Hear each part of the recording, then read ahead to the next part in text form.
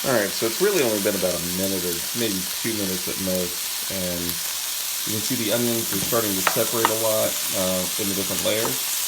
What we don't want is we don't want them cooked all the way through, because remember, most of the cooking is going to happen actually in the roasting pan. In the meantime, by the way, I did look up the definition of braising, which is to fry lightly and then stew, I should say, in a sealed pan. So you notice this pan does have a lid that we're gonna put on there in a minute. So we've got all those onions in.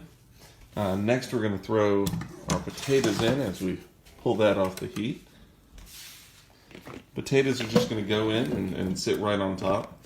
Now, I'm not wanting them down in the braising liquid or anything, because I want them to roast a little bit more than I want them to actually stew or even boil.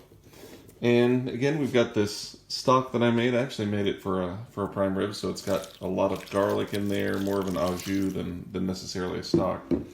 I put a little bit of that in.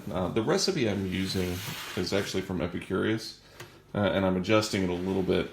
It calls for 3/4 of a cup of apple cider vinegar. We'll probably do that just because our pork is a little bit bigger than what they had recommended. But I don't want quite as strong as it would be with all the apple cider vinegar. But that is what it is. We'll send you a finished product. We'll post that here to the Facebook page tomorrow. But really, start to finish, we're at maybe 25 minutes of prep. And that's being generous. I think I'm probably closer to 15 minutes.